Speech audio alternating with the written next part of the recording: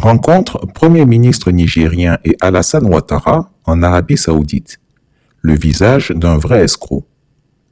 Sur cette photo, l'on peut voir le vieux Grigou et le Premier ministre du Niger.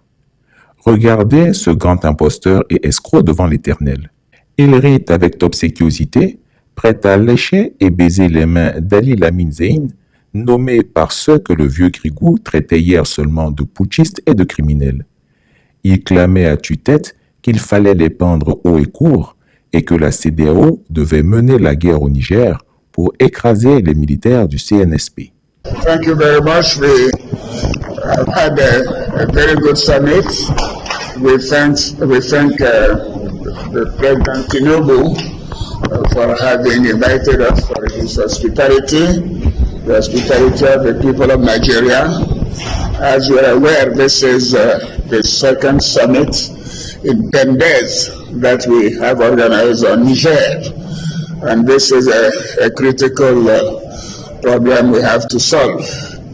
As you're aware, ECOWAS has taken many decisions in the past, legal and factual, about coup d'etats.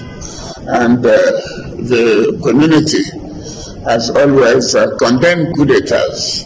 And coup d'etats have happened in many countries in the sub-region. ECOWAS has entered in the past in Liberia, in Sierra Leone, recently in Gambia, in Guinea-Bissau, and today we have a similar situation in Niger. I'd like to say that ECOWAS cannot accept this. This is not a matter of Nigeria against Niger, not at all. The decision that we have made today, and I hope it will be implemented immediately, is a decision of ECOWAS. All the head of states think that we have tried dialogue with the Putsch of Niger. We have sent delegation, high personalities like former President Abu Salami Abu Bakr, the Sultan of Sokoto, the Emir également, former Governor Sanusi, my friend, and many others, personalities in this important country, to talk to the people of Niger. But they're keeping President Bazoum as a hostage. I personally consider this as a terrorist act, and we cannot let this continue. We have to act. The position of Côte d'Ivoire, which has been endorsed by all of the head of states, are that we have been able to tell these putschists that their place is in the barracks. They should go to fight the terrorists and not try to kidnap a democratically elected president. So we believe that this is for the credibility of ECOWAS. All of us are concerned and involved in this decision. So I'd like to thank the former president of ECOWAS, President Ambalo. He himself is a former general, but democratically elected now, to say that we want democracy in our sub-region. We do not accept, we will not accept coup d'etats. And I think these putschists must go.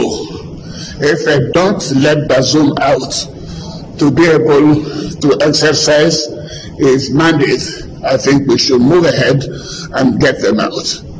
Bazoum is a democratically elected president. He should be freed. He should be able to exercise his mandate freely.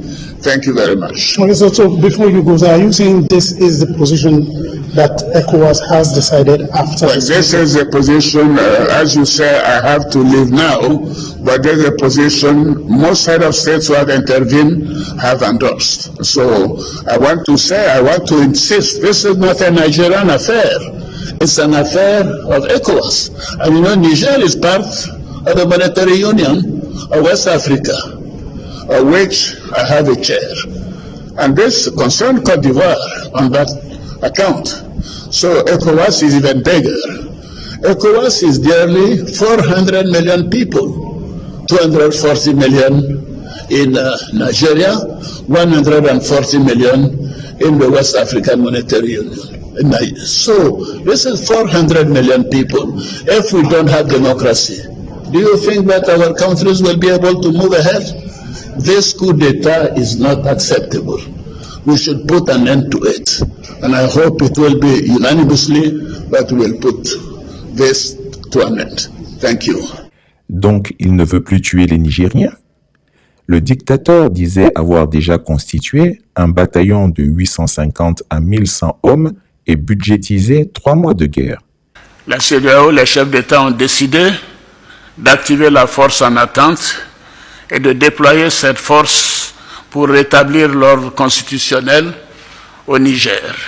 Les chefs d'État ont marqué un accord donc pour le déploiement des troupes d'un certain nombre de pays, dont la Côte d'Ivoire. La Côte d'Ivoire fournira un bataillon et a pris toutes les dispositions financières pour l'opération. Si elle doit durer 3 mois, les provisions seront faites au niveau budgétaire pour que nos soldats et nos officiers qui participeront à cette opération ne manquent de rien. Donc la Côte d'Ivoire est prête et je viens de donner instruction au chef d'état-major général des armées de commencer la mobilisation de ces troupes pour leur participation à cette opération de la CEDEAO.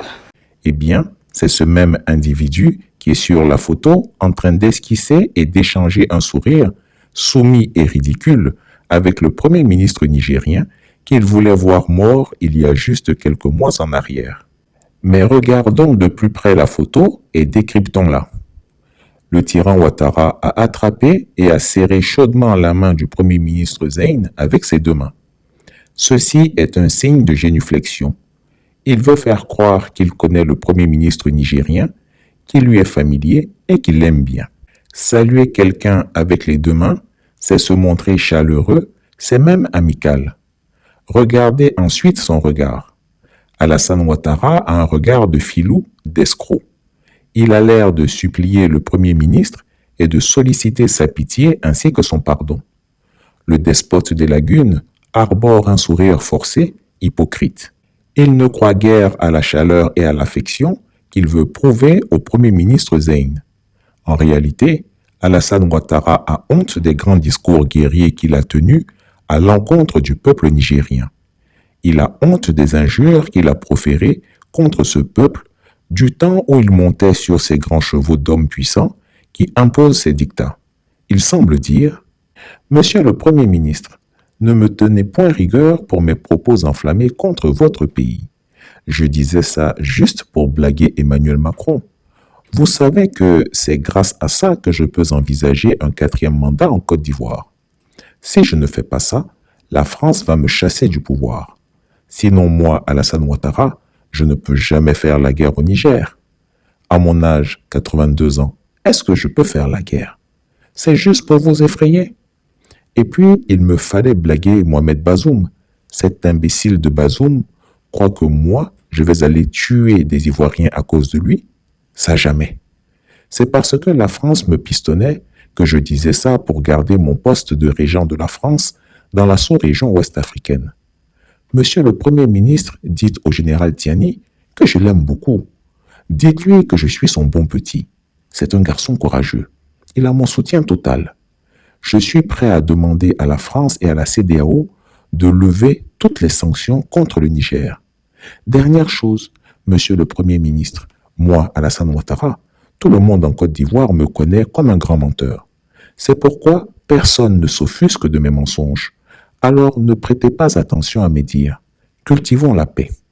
Les putschistes sont tenus totalement responsables des sanctions imposées au Niger. C'est un point qui a été relevé par tous les chefs d'État. S'il n'y avait pas eu de tentative de coup d'État, il n'y aurait pas eu de sanctions sur le peuple nigérien, frère. Et nous tenons à le souligner. La Côte d'Ivoire a des relations fortes et spéciales avec le Niger, depuis le temps d'Ameni Diori et de Houphouët-Boigny. Et nous souffrons de voir le peuple frère du Niger soumis à des sanctions. Fermeture de banques, commerce interrompu, diminution de fourniture d'électricité, mais nous tenons à dire que cela est la faute des putschistes. S'il n'y avait pas eu de tentative de coup d'État, cela ne serait pas arrivé. Je tiens à le souligner. Alors donc, je demande personnellement, et les chefs d'État l'ont dit, nous demandons aux putschistes de mettre fin à la souffrance des Nigériens. Ça fait plus d'une semaine que ce pauvre peuple n'a pas d'électricité dans la plupart des régions. La nourriture commence par manquer. La famine pourrait s'installer dans le pays. Les gens ne peuvent retirer que 10 000 francs par jour et encore, ainsi de suite. Il faut mettre fin aux souffrances des Nigériens.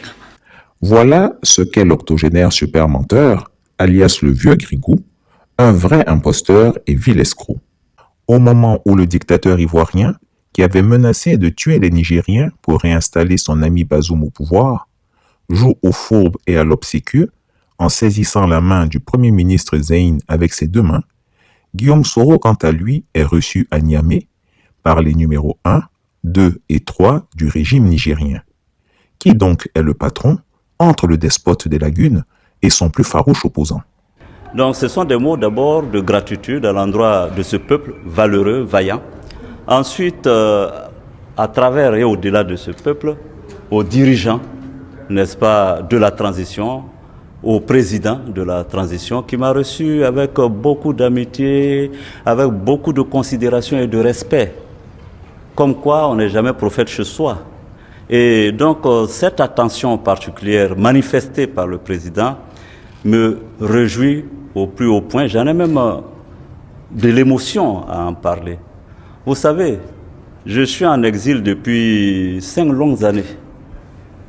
Il a fallu que ce soit un gouvernement militaire au Niger qui me permette de fouler ma terre chérie ancestrale d'Afrique. Au moment où les gouvernements prétendument démocratiquement élus, aucun n'a osé me recevoir. Donc c'est pourquoi je suis ému en prenant la parole aujourd'hui et je n'ai pas d'autre chose que de dire merci au Niger, de me réhabiliter, de me permettre d'avoir ces effluves des palutiviers de votre pays.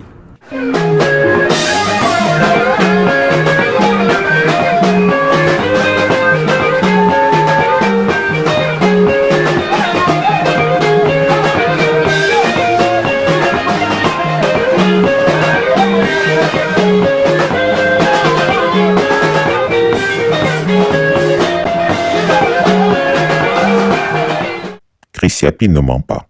Retrouvez Chris Yapi sur ses 2 chaînes YouTube, sa chaîne Dailymotion, Instagram et VK.